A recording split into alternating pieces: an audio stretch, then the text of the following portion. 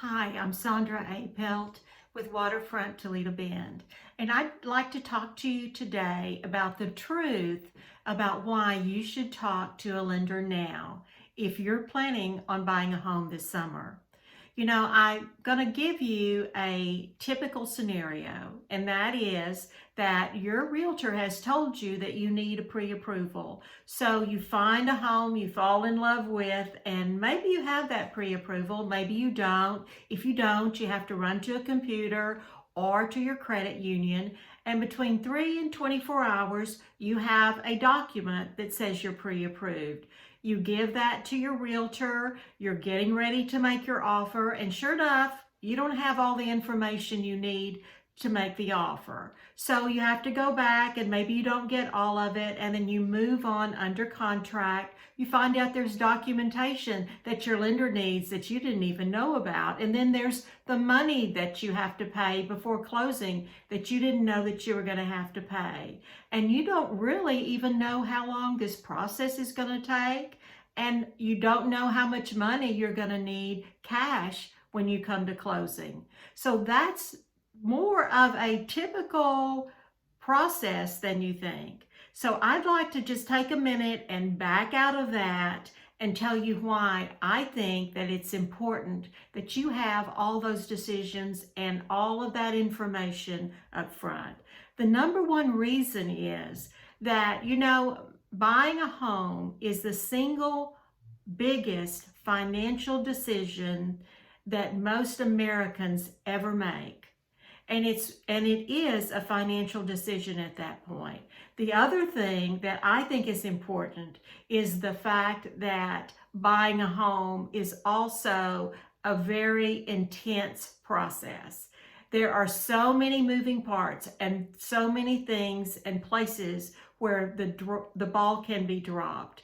So anything that you can do to help get through that process a little better, a little saner, a little happier is going to work for you. And also, the more wisdom that you can gather from a lender is also going to make a big difference. So I want to hit real quickly some of the decisions I think that should be addressed with your lender now.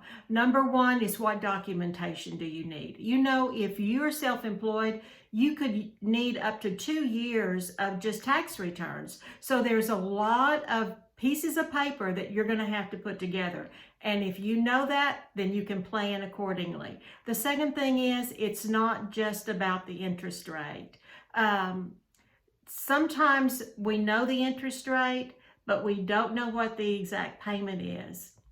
And to most Americans, the payment is what is really the important thing. Most likely, you're going to be approved for more than you want to pay anyway. So it's important to talk through the payment, your escrow, that means your taxes and your insurance is going to have to be a set aside, and all of that process is important. The third thing is the cash. Of course, you're going to need to know what your down payment is, but what about the appraisal? What about if you're going to have to pay a survey up front? Those are things that you need to know about up front so you can plan for them.